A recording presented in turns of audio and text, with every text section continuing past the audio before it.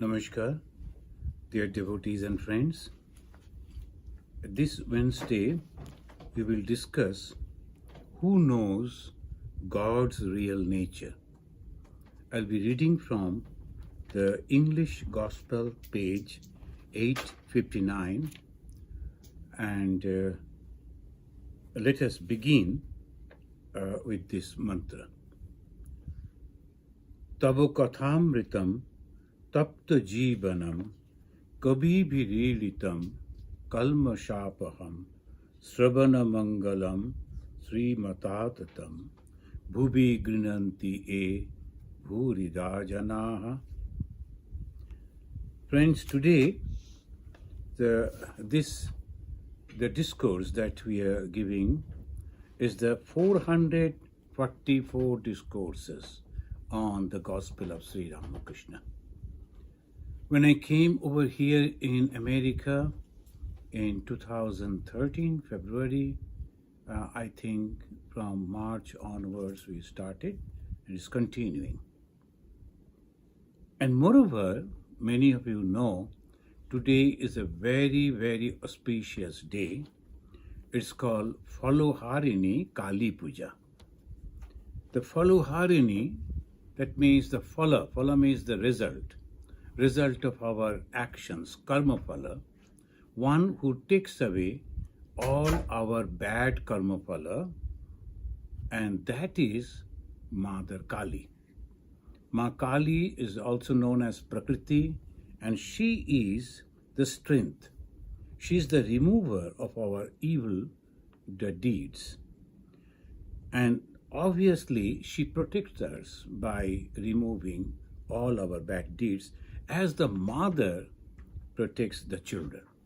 So that is why this is a very special day.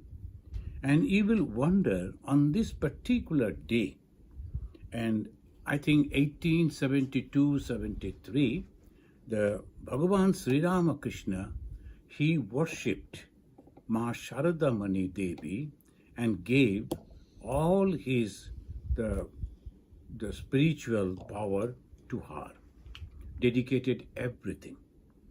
And that is a very, very special, the occasion that happened, the incident that happened in the history of the world religion. Never ever it happened in the history of the world religion. The Bhagavan Sri Ramakrishna worshipped his own wife as the goddess Kali and surrendered all the phala, the karma, that he acquired after his tapasya. It's a long 12 years, the austerity that he practiced, everything she gave it to the mother. So that is unique. They say that that was only the way he gave it or worshipped his wife, but actually she make all that Sarada Mani Devi, many a times he said that she is my power. The Bhagavan Sri Ramakrishna, if we consider him as the Vishnu, is the Vishnu's power, Vaishnavi Shakti. If it is the Shiva, Shiva's power. The person and his power, that power comes, and here, as an avatar when he came, as a separately, as a mother form, she came and gave all those powers so that she can remove all the troubles of the devotees. So that is the reason he gave all that power.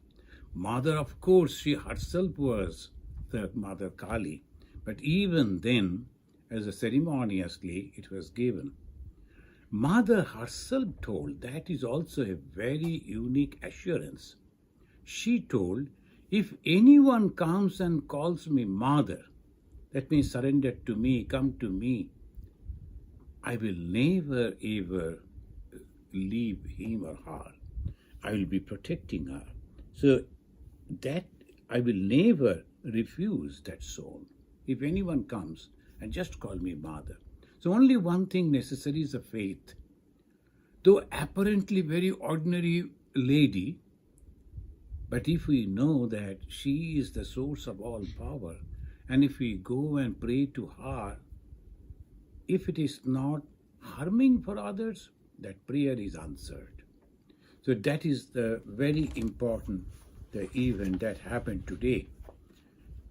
And now that we will be reading from this page, and the Dr. Sharkar who came to Bhagavan Sri Ramakrishna, he was having some doubts, some discussions. They were going on, talking on that.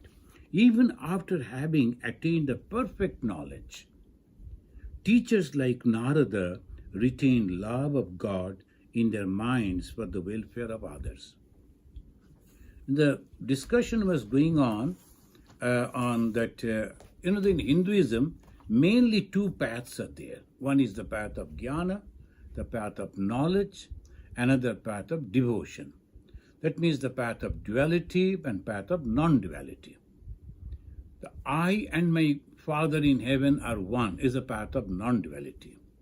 And the Father is there, I have to reach to Father, and I am praying to Father, I am worshipping Father, that is the path of duality. So duality and non-duality, these are the two paths. The duality is the path of devotion, non-duality is the path of knowledge. And the non-duality, it says, I am that. And the duality, it says, I and my Father or Mother or God are one. This difference. Both are same. It cannot be two. Two existence can never be there. Only it becomes very easy if we know that somebody is there. I can go and talk. I can complain. I can pray. And I can be assured that that is protecting me. It's a very easy path. So for the devotees, for the general masses, the path of devotion.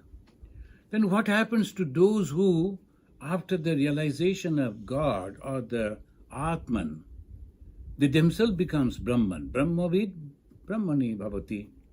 That those who realize the Brahman, the all-pervading consciousness, they also become that same Brahman. And in their feelings, in their realization, it is nothing but the consciousness everywhere. Then what happens to them? Mostly, they completely withdraw themselves and slowly, they give up this world. That's all. But some are there who, they always try to help others. The love that generates. In Bhagavata, we find that the writer of the Bhagavata, Vyasdev, he was, of course, a Brahmagyani. At the same time, Narada came and told him, why don't you write something about the Lord who has come in the form of Krishna? And write in such a way so the people, they will love to read it, like a storybook.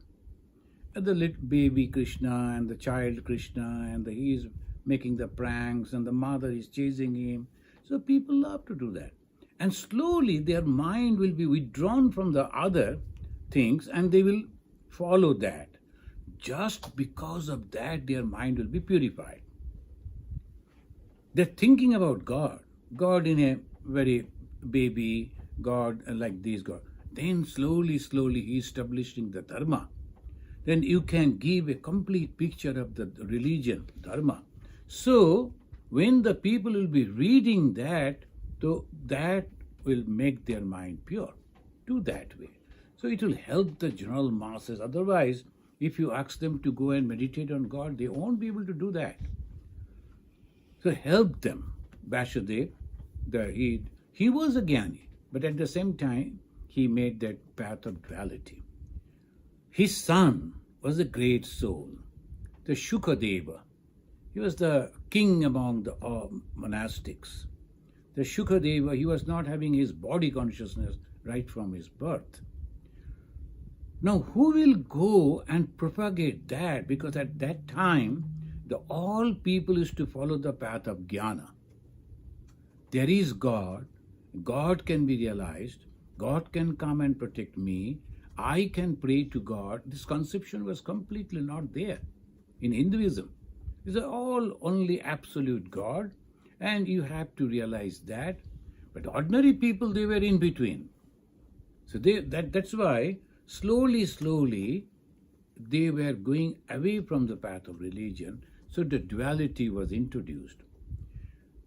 But who will propagate that? Just ordinary someone will come and tell the people, will say, no, we are not going to accept it. Particularly those following the path of knowledge. So he chose his own son, the greatest yogi, and the Brahmagyani, Shukadeva. How he composed a song, and it was so wonderful, and also gave the tuning, and taught it to some people, the woodcutters. And you better go. You are going to the forest to collect the wood. Sing this song, and suddenly someone will come before you, stark naked, and he will come and ask you, "Hey, who has composed this song?" And then you please bring him here. Don't disclose that I.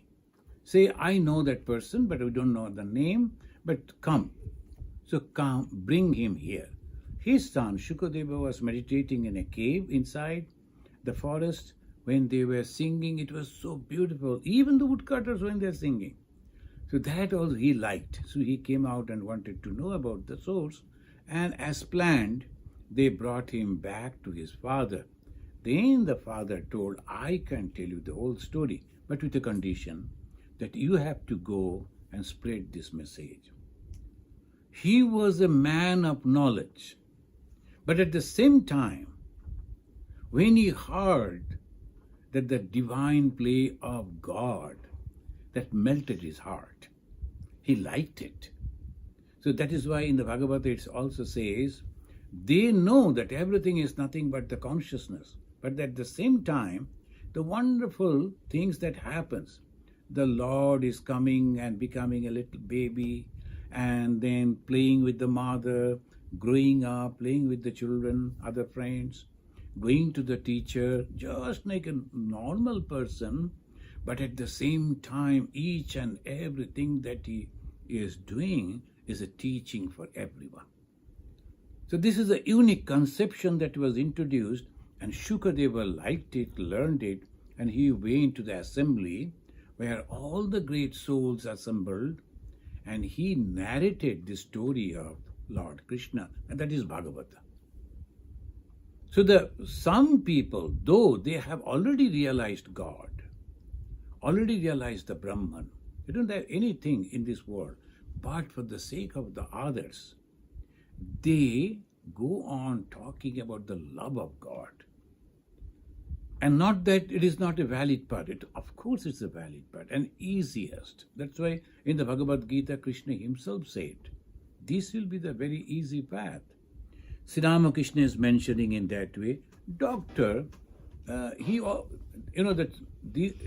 that he was not a good person, he studied those scriptures, but I think, this is my comment, they're not properly digested.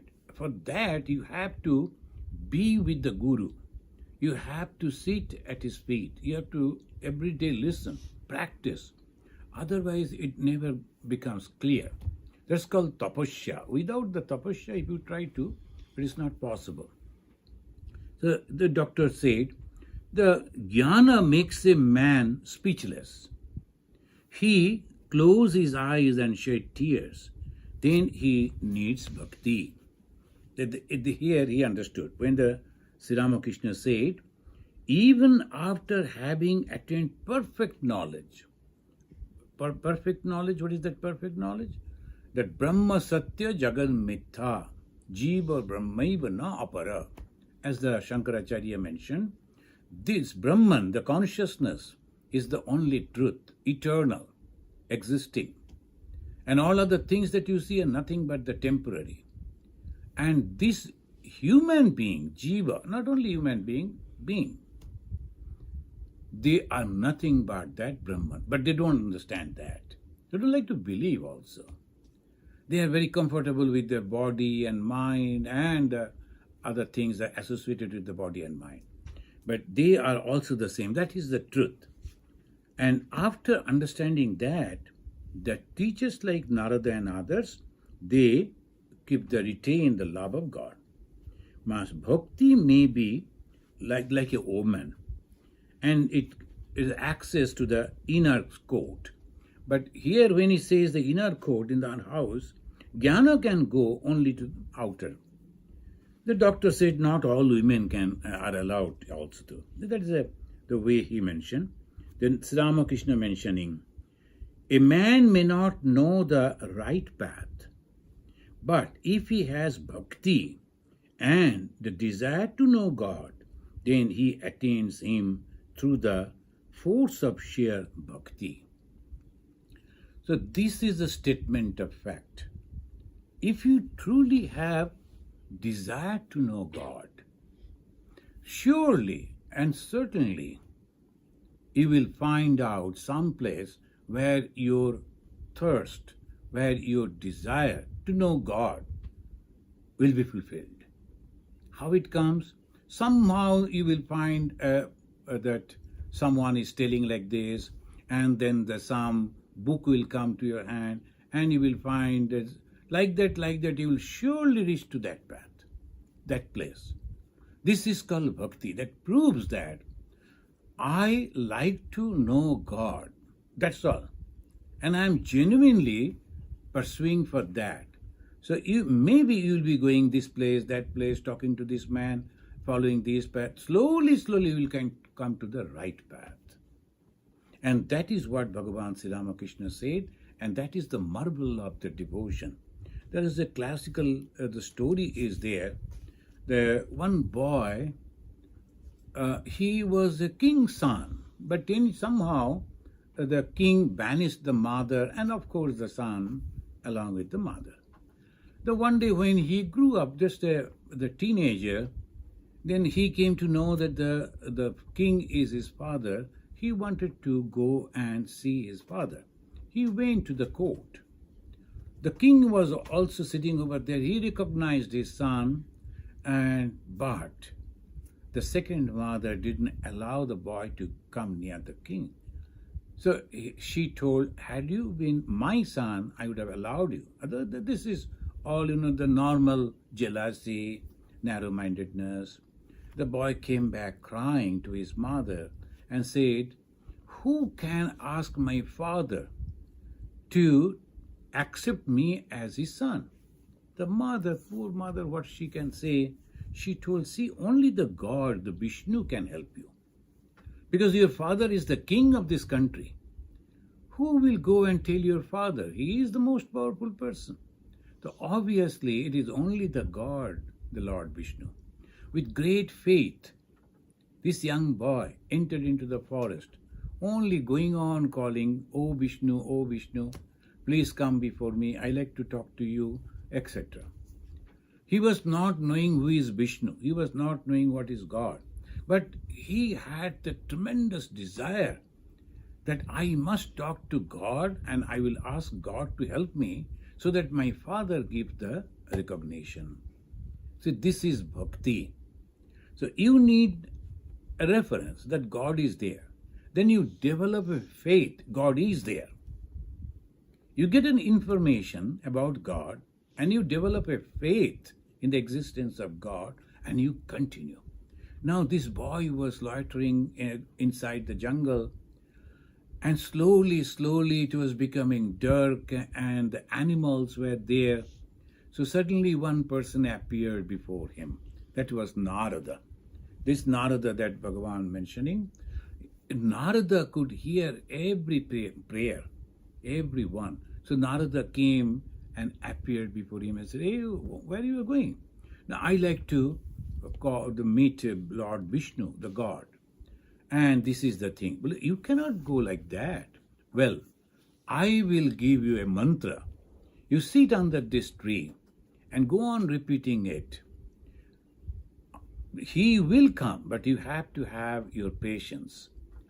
And that he became the guru. Guru gives the mantra and he says, have faith in the name and the words and go on repeating. That's all.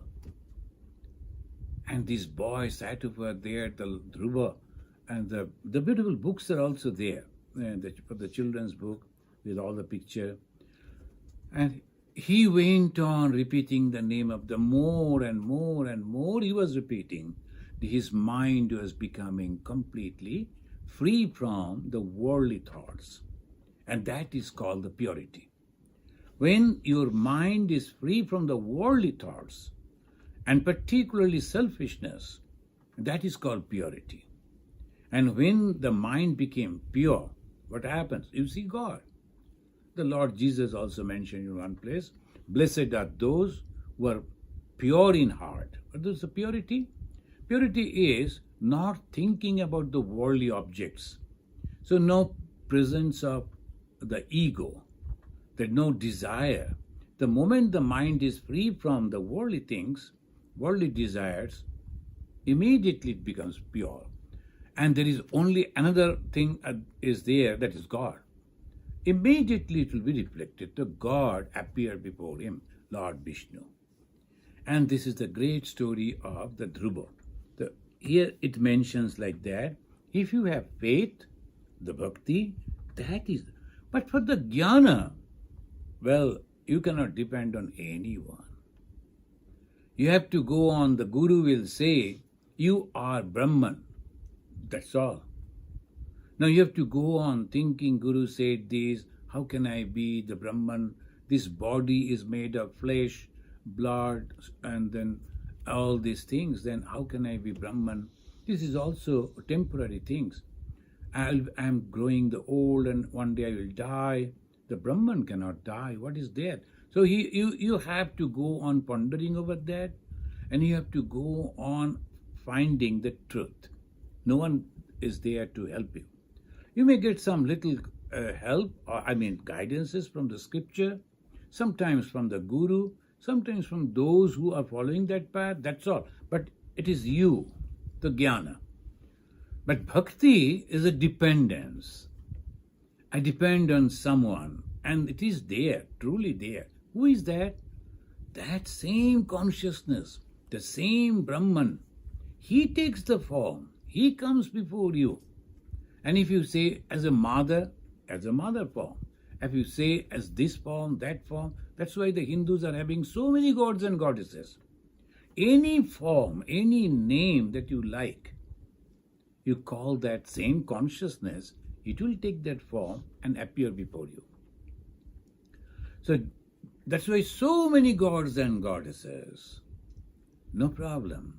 The same consciousness is coming. But the only thing, there is something that I can depend on. So like that young boy, Dhruva, he knew the word, the Vishnu, and he was going on calling on Vishnu. And Vishnu is the supreme God. He is creating, sustaining, etc., etc. All he heard, he went on praying. So it says that the doctor, but the devotee in his ignorance did lose his way. Sri Ramakrishna, yes, such a thing happens, no doubt, but a man reaches the goal in the end. The main is the faith. But that is the problem. We always doubt. And most of us are like the doubting Thomas. We always doubt. But you have to depend on someone. So when we look at the lives of the great souls like the Buddha, the Sri Ramakrishna, the Jesus, and the Swami Vivekananda, then we should also think in their life there is no selfish motive. They never wanted power, money, followers, nothing. Then what for they used to travel from one part to the other, only to tell, believe in the existence of God, take the name of God, have a nice the life with all morality. Why didn't they say that? To save us from the circle of birth and death. In the circle of birth and death, every time we come, every time we suffer, and we go on hoping, oh, next day, I will get some joy, I'll get some success. A little bit of success, we become so much happy. Again we try, again we fail, again we suffer. It goes on and on. When you understand that, and we step back and say, no more, that is the path of religion. And Sri Ramakrishna said, of course, has God a form or he is formless? A devotee is asking. Has God a form or he is formless? Many a times the people ask this question to Sri Ramakrishna. Those who are following the gospel of Sri Ramakrishna, you know, so many devotees and so many places, they ask the same question. Why? The two things. At that time, in the society, in the Indian society, particularly in Bengal, there was a group of people were there. They used to tell how God, who is all pervasive, can enter into a small image. And that is absurd. It's a wrong conception. So God has no form. So obviously, yes, this is the right type of thinking. How God, who is all pervasive, all pervading, everywhere, can enter into a small the image. That is not possible. But they forget at the same time God is all powerful. He is everywhere at the same time, all powerful. That means he has the power to become small, he has the power to become big, he has the power to become everywhere, he has the power to become in one particular place. If not, we cannot say that he is all powerful. He is powerful, but not all powerful. So this God is all powerful, so he can enter. Bhagavan Sri Ramakrishna, he came to give this answer. Thousands of years, the debate was going on this topic.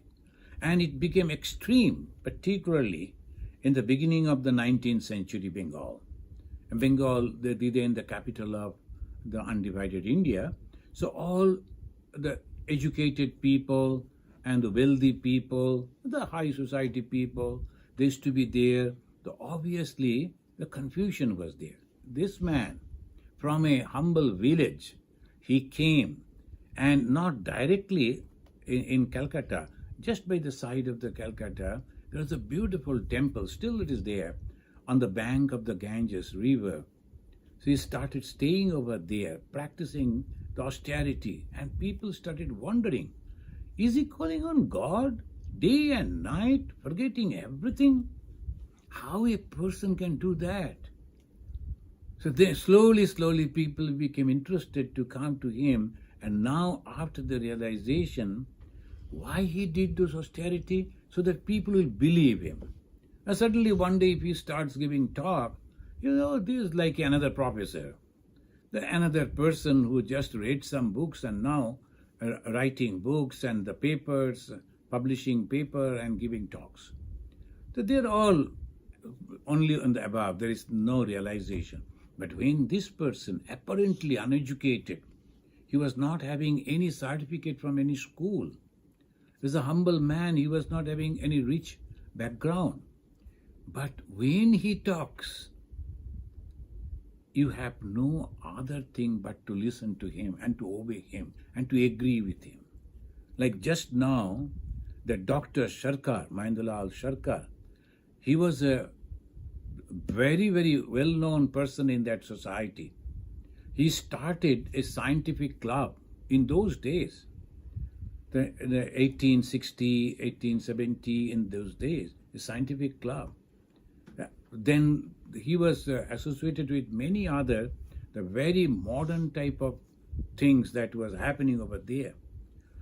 That person came reluctantly only to see someone whom people say, oh, he is an avatar. And first thing he said, see, by this way, you are ruining not only the religion, but also this person. You are going on telling that he is an avatar, he is a God incarnate in human form. He is a good man. But why unnecessarily you are giving that idea, and he is slowly, he is becoming self-hypnotized. He started thinking that I am God, but he is not. Look, he is suffering. Sri Ramakrishna didn't say anything. But as a doctor, his commitment to the patient, so he used to come and slowly, slowly, when he heard and saw, and the company of the holy, and then his mind started changing. That is the uniqueness of the holy people. They don't go and argue. They don't go and pressurize, oh, you have to accept me. You automatically accept him. That is the power of God. When some people they say how we should believe that God is there, these are the things. If you read the lives of Bhagavan Sri Ramakrishna, Mahasharada, Vivekananda, it is not miracle, but real miracle is really happening. The miracle means there was nothing, and not like that. They are changing the attitude, the minds of the people. And those people, comparing, he was nobody. He was not having any social status, no education, no nothing. But that person, he became so important. Those who were the elites of the society, they started accepting him, his words. And that is the miracle of God. So Sri Ramakrishna is mentioning God has form, and again he is formless. Now in the half sentence we read, that's true. Now we don't have any doubt. But there are still people. If you go to some of the orthodox people who don't believe that God has form, they will never believe it. Adamant. They don't like to listen the argument. Sri Ramakrishna says, once upon a time, a sannyasi entered the temple of Jagannath. That is another story. As he looked at the holy image, he debated within himself whether God had a form or was formless. The Jagannath Mahaprabhu, that is in India, almost the central part of India, in the state called Orissa, this is accepted by all Hindus. The Jagannath, the name is, Jagan means the universe, Nath means the master, is the master of the universe. That means the God. But very special, he is not having hands, he is not having legs, he is not even having the eyelids. And that is the image the Hindus are worshipping. Not that by mistake, but it has a philosophy.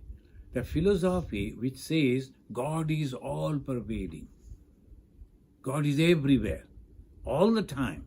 So God doesn't need legs. We need legs to go from here to there. God is present. So that subtle conception giving a beautiful the image, so the people when they see, they remember it and they understand it. God doesn't need the legs to go anywhere. He is already present. Not having the hands, God is just by thought, he can do anything and everything. All powerful, all pervading, all powerful. But he is the witness. He's not doing anything. He is not giving sin to anyone. He is not punishing anyone. He is not rewarding anyone. He is not doing anything. He is only witnessing. And that is why he is not having the eyelids. This is the real meaning of the Jagannath. Those who have seen that image, they can understand. That this Jagannath, the one person came, a sannyasi, and he was thinking, the Jagannath, all-pervading God, how can he have the form? Is God with form or formless? So he was having this debate. Then he passed his staff from the left to right to feel whether he touched the image or not. His staff touched nothing. That's a beautiful story. This sannyasi, when he was debating, he was thinking within himself, and every sannyasi have a staff. We don't have, because we are Paramahamsa sannyasi. There are some grades. Only Paramahamsa sannyasi, they don't have the staff. Otherwise, all Hindu sannyasis, the Tsunami Sampradaya, they are supposed to carry a staff. And the sannyasi, that staff is their God. Because the promise that they take, that we like to be the Samadrishti, that means equal to everyone, etc., all the promises, that is the stuff that reminds him. That is their God. They will keep it properly and they will carry that all the time. But in the modern age, it is not possible. So it was the Paravamsa Sannyasi, that is in the Ramakrishna mission particularly, we don't carry that. This sannyasi of the story, he went inside the temple, he was having the stuff, and he was passing the stick to see whether it goes and touches the image or not. Lo, the image was there. He passed the stick, but it didn't touch anything. Just from inside that, and it passed through that image. So he was wondering. He understood that there is no image before him. So he concluded God is formless. Next, again, he passed the stuff from the right to the left. Left to the right, it was nothing. Right to the left, he touched the image. It stopped. And the sannyasi understood the God had form. Thus he realized God has form and again is formless. But it is extremely difficult to understand this. Extremely difficult. That's true. But if we believe that God is all-powerful, God can naturally have that. The one who is all-pervading can take the form because all-powerful. The moment he thinks I have to take a form, it can take form. But there is it says in the Sanskrit that the Brahman, it takes the form only in a compassion for the devotees. The bhaktanam anukampartham. Anukampa is the compassion.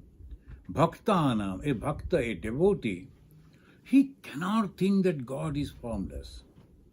Because he sees that God, he likes to prepare a garland of flowers for God. And he has purchased a cloth. So he will offer to the God and he will decorate with that. He has cooked some food. He wants to offer that food to God. Now he wants that. You can say it's just a child's play.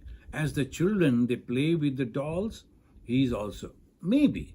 But at the same time, he is crying and praying and preparing all that. His mind is not at all in this worldly level. And when the mind is free from the worldly thoughts, he becomes completely pure.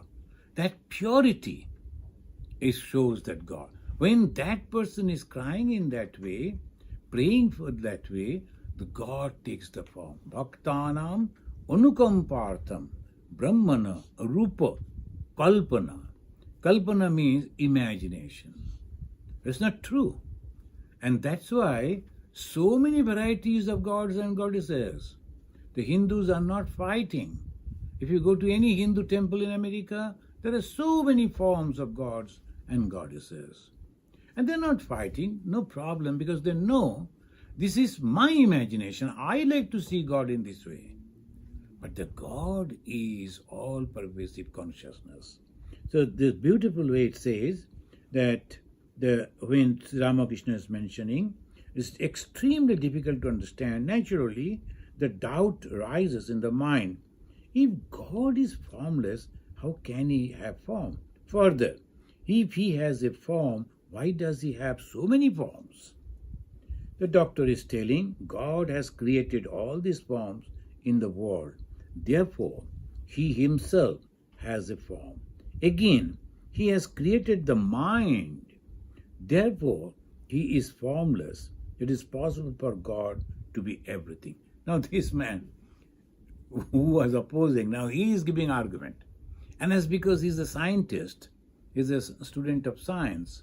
So he said that body is gross, mind is subtle. The God, when you are thinking as a body, it is gross, it has a form. When you are thinking as a mind, it is subtle, it has no form. So he understood in this way, and he is mentioning, Sri Ramakrishna is mentioning, these things do not become clean until one has realized God. This thing, no, it will never be. We are thinking in that way unless and until we truly realize God. Otherwise, it is impossible. So the direct experience, in Sanskrit they say apratyaksha. Pratyaksha means direct. Apratyaksha, there is nothing as an object. You feel that as a subject. And that is the correct way of realization. Apratyaksha anubhuti, aparaksha. Paraksha, aparaksha. The paraksha means you are depending on something. I go and stand before a mirror. I see myself. And I know how am I. The whole feature I can see reflected on the mirror. But even there may be some defects, because the mirror may be different types. But when I feel myself, and in meditation I see this is me, that is direct experience. So paraksha, aparaksha anubhuti. Aparaksha anubhuti, realization, that removes all doubts. Viddante hridaya granthi chiddante sarva samsaya. Viddante hridaya granthi. There is no attachment anywhere. How can I be attached? At the same time, chiddante, and cut asunder, completely clear, sarva, all, samsaya, doubts. Samsaya means doubts. Bhagavan Sri Ramakrishna is clearing all the doubts. Swami Vivekananda, in one of his poem, he wrote about Sri Ramakrishna that samsaya rakshasa nasha mahastram. Samsaya, the doubts. Rakshasa, the devils. Nasha, the destroy. Mahastram, what? Bhagavan Sri Ramakrishna.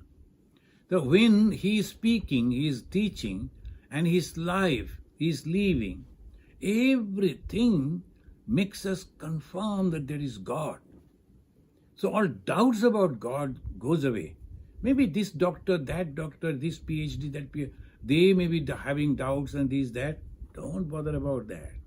Here is someone who has seen God, who is God himself. He knows what is God. Now that is the reason when they say about God, then he says, the God has assumed different forms and revealed himself in different ways for the sake of the devotees.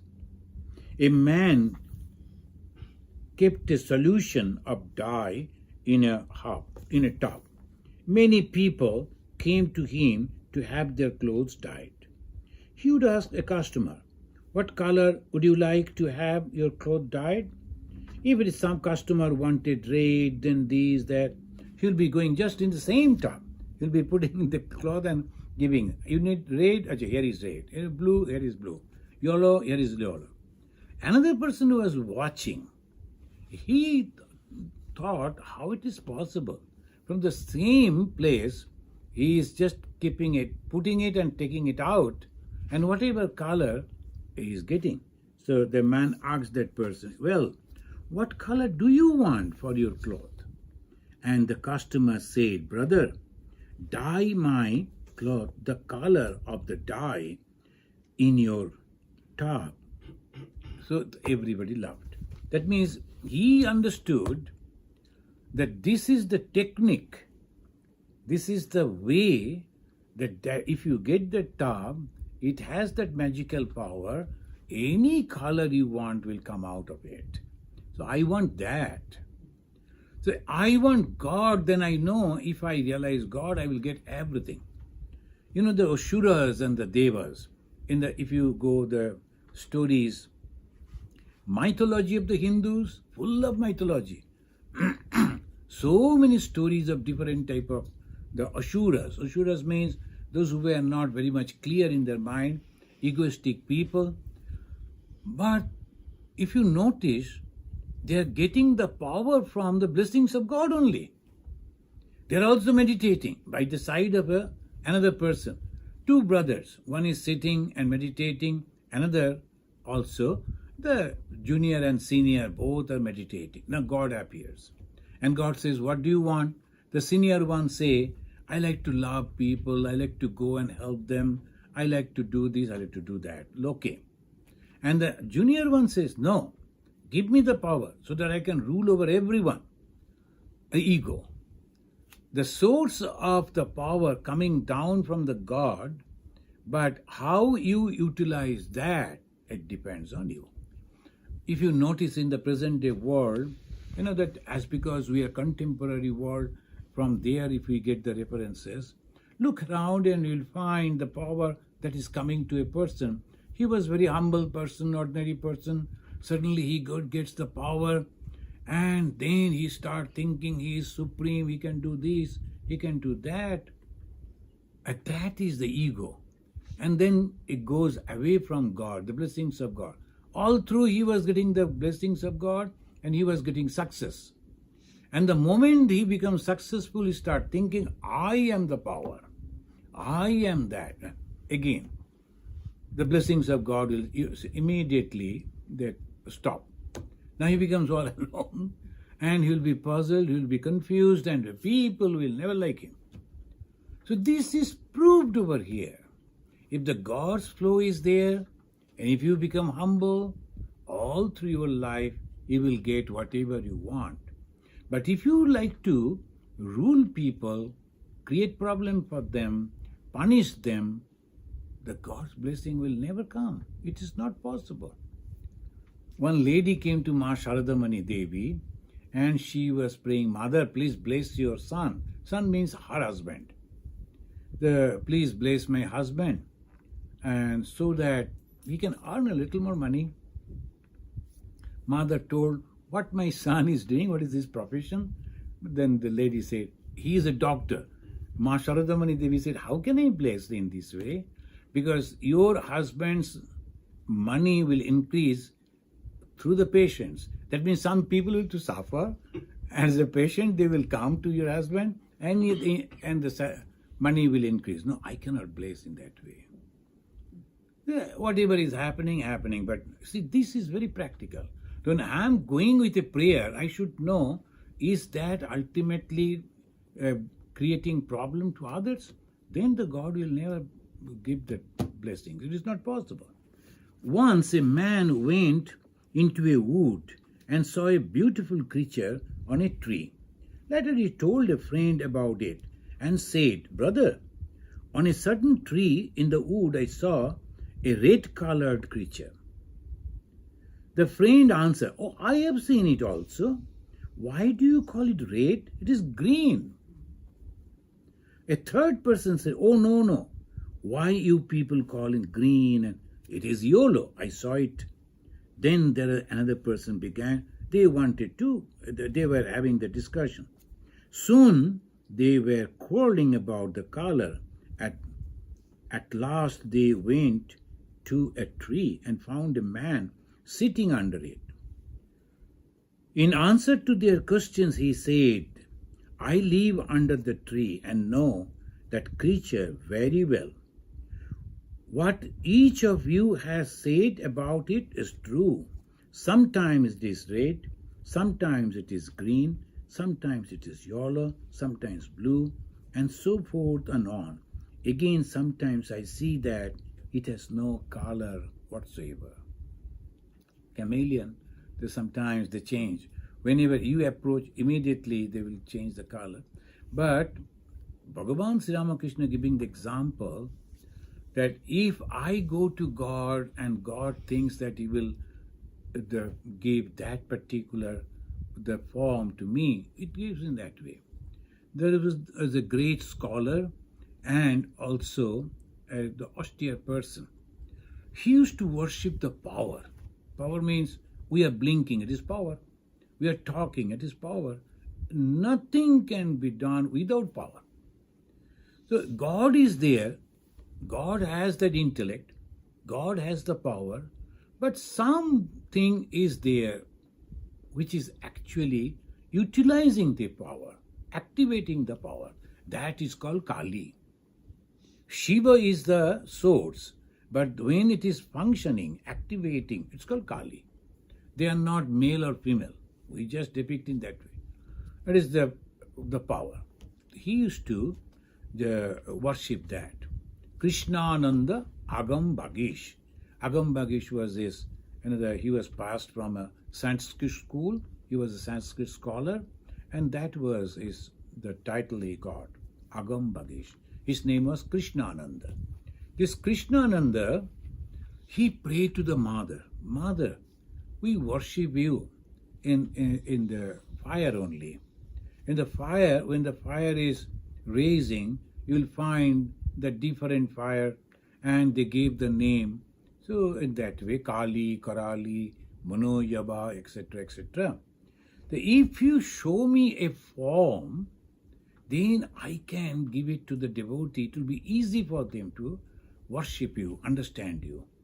Then the mother said, well, tomorrow morning when you are going to bathe in the Ganga, you will find the image first you see, that is me. And he was going, very eager to see the mother's image. It's the first time. Oh my God. When he was passing through some of the villages, the low caste lady, they were there. Their complexions were black, and they used to wear their clothes almost up to the knee, and they were making something. That one lady, and he saw that lady, and he started wondering, oh my God, is this the lady form that I have to give to the devotee to worship? Is this goddess Kali? He was not satisfied. So he went to the Ganga and he was crying and praying, Mother, what is it? Is this form? It is how it is possible. That story says that when he was with a great, intensive mind, he dipped inside the water. Then he saw the Mother Kali, the Kali standing on the chest of the Shiva as we see the form. Then afterwards, and because of the different actions, different Kali came. Shashana Kali, Chinnamasta, and all those. But the actual Kali came standing on the chest of the Shiva. The Shiva is the source of knowledge, and Kali is standing on that Shiva, the knowledge, and through the power of the knowledge, activating, of doing everything. As because he is active, she is active, creating and sustaining and punishing. The color is a little black and red, and that is the mixture of the Rajaguna and Tamaguna. But standing on the Sattva Guna, this is all different explanations are there. From then, this image started becoming popular and slowly changed also. But Bhagavan Sri Ramakrishna, he worshipped the image at Dakshinesha. It is still there. What the image that is worshipped, still that same image is worshipped. They have changed only that asana, Shima asana, they kept it separately. The devotees can go and see the asana that Sri Ramakrishna saw and worshipped.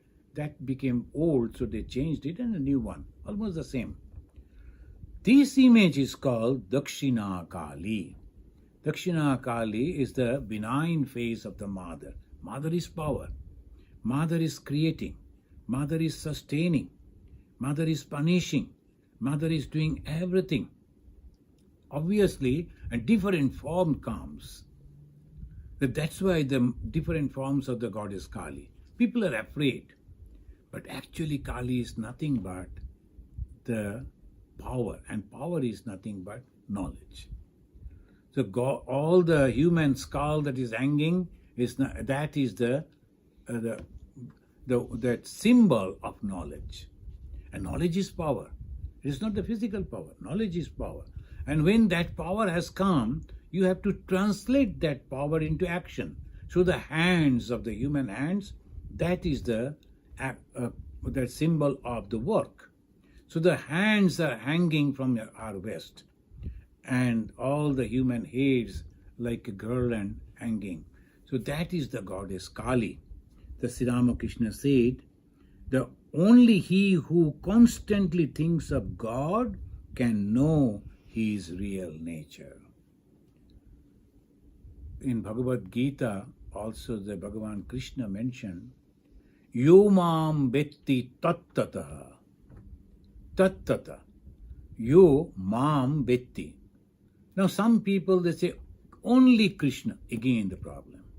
The moment you use the word only, you become narrow, segregated completely, and you become sectarians. You cannot reach to all people, but God is for all. That particular form you like, go ahead. No problem. You like that particular form. The Krishna is quarreling on the floor, and the mother Yashoda chasing that, and then playing and feeding the milk. You like that? That is for you. No problem. But if you say each and every one, all these people, they should worship that, or otherwise I am going to punish them, that is the problem. Bhagavan Sri Ramakrishna said, only those who are constantly living with God understand what it is. So God is in different form. I will conclude with this example.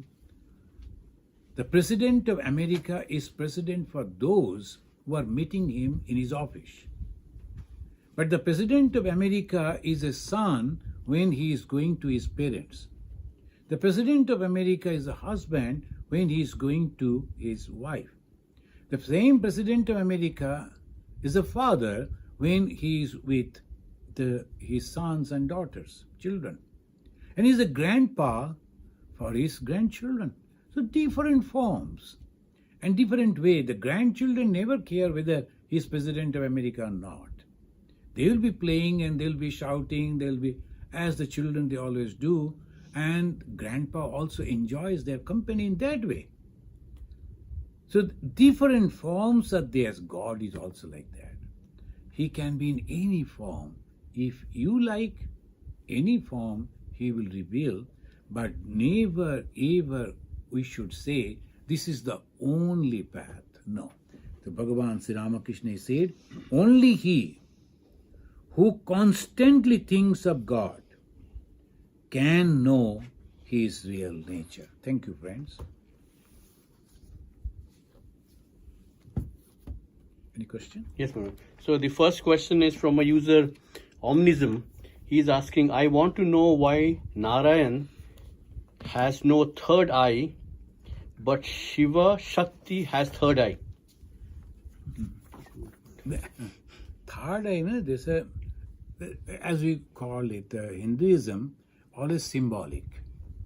Now, with these eyes, normal eyes, we see, then automatically the question will come, when you see a divine thing with these eyes, Bhagavan Sri Ramakrishna says, of course, but that time your conception changed completely.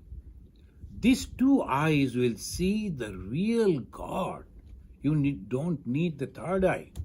This conception is there, the third eye, and sometimes the Shiva burning and all with the third eye. It is not necessary. That these two eyes are sufficient, but it is completely changed. The Narayana, it is not necessary for him. So that is the way. So far I understand that way. Thank you. Birendra Majumdar is asking, Shri Ma is the only solace to me, Thakur and Ma, one and the only one. Is my belief correct? I am just a tool in their hands. Oh, if you can think in that way, Virendra, then your life is now complete, that you are fulfilled.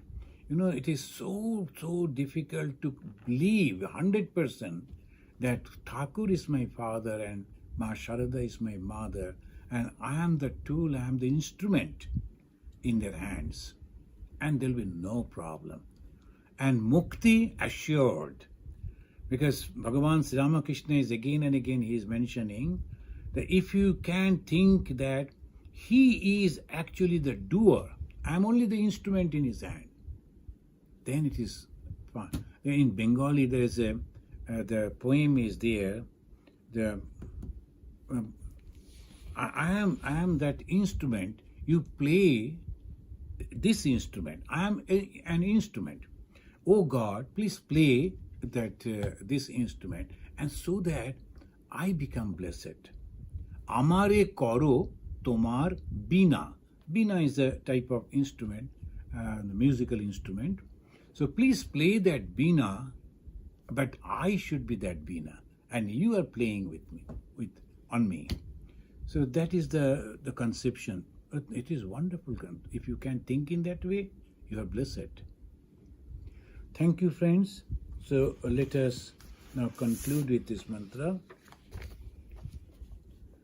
Niranjanam nityam anantarupam bhaktanukampa dhrita vigraham vai Ishavataram parameshyamidyam tam Ramakrishnam Shirasa namama. Om Shanti Shanti Shanti. Hari Om Tat Sat. Sri Ramakrishna Arpanamastu.